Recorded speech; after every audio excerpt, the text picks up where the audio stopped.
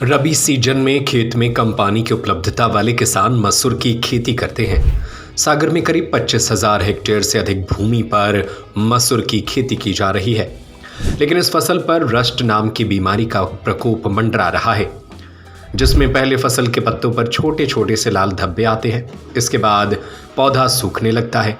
धीरे धीरे यह रोग पूरे खेत में फैल जाता है। अपने स्वयं का उद्योग शुरू करें लक्ष्मी इंडस्ट्री के साथ। सरकारी योजनाओं के अंतर्गत लोन एवं सब्सिडी, जहां पर लघु उद्योग की छोटे से लेकर बड़ी प्लांट एवं मशीन उपलब्ध है। किसानों द्वारा इसमें जरा सी लापरवाही बरतने पर पूरी फसल चौपट हो जाती है। पिछले साल किसान भाई इसके तबाही का मंजर देख भी चुके हैं। अब अगर इस बीमारी को देखकर समय पर इलाज कर दिया जाए तो फसल सुरक्षित हो जाती है। वर्तमान में सागर के गौर झामर, रहली, देवरी, केसली इलाके में इसके लक्षण दिखाई देने लगे हैं। पिछले साल इस बीमारी ने भयंकर कहर बरपाया था, जिससे किसानों की खड़ी फसल के खेत सूख गए थे।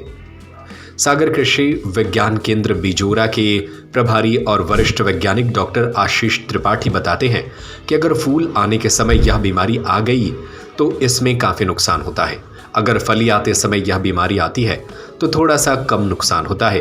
कहीं कहीं इसके लक्षण दिखाई देने लगे हैं। पूर्व मिश्रित फफूंदनाशी कार्बोनडाजिम प्लस मैकोजेब अथवा टेबुकोनाजोल सल्फर 400 ग्राम अथवा टेबुकोनाजोल 500 प्लस टाइफ्लो ऑक्सीस्टोविन 25% की 100 ग्राम मात्रा 150 लीटर पानी में घोलकर प्रति एकड़ के मान से छिड़काव करें।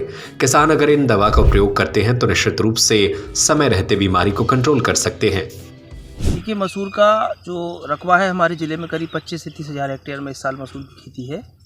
और विगत वर्ष भी हमारे यहाँ मसूर में रस्ट नामक बीमारी आई थी। इस बीमारी में जैसा आप देख रहे हैं, पत्तियों पे छोटे छोटे लाल रंग के धब्बे बनते हैं और बाद में पूरी पत्ती ऐसी झुलस जाती है।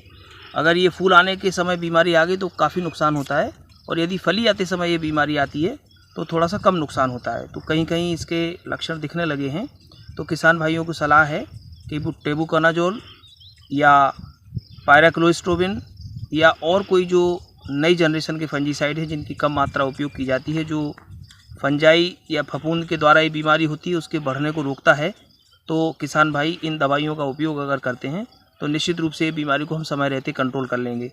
और यदि समय रहते हमने कंट्रोल नहीं किया तो इससे काफ़ी नुकसान, माने 50-60% तक इससे नुकसान की संभावना बन जाती। कई बार तो पूरी की पूरी फसल हमारी सूख जाती है। और ये जो बीमारी है जो हमारा नर्मदा कछार क्षेत्र है, नर्मदा वैली है, उसमें ज़्यादा आती है। तो ये हमारे सागर का जो ये देवरी, गौर झामर, इधर भी इसका काफ़ी प्रकोप विगत वर्ष हुआ था। तो किसान भाई सुरक्षात्मक रूप में फफूंदनाशी का स्प्रे करें, जिससे ये बीमारी से हम निजात पा सकें। साथ ही साथ मौसम में जो अभी तापमान में बढ़ोतरी हुई है, इससे माहू की भी संभावना है।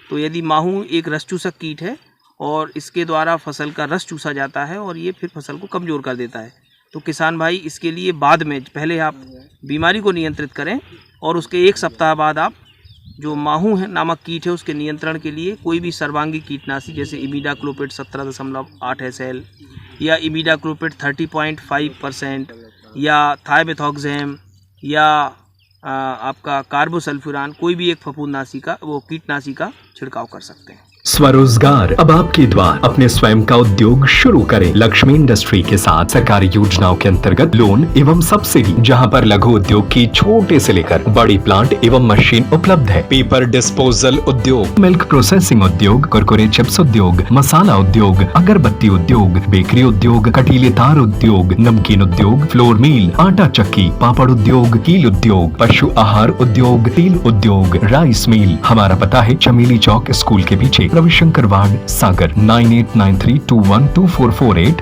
9516239221, 7400849380, 8959991015।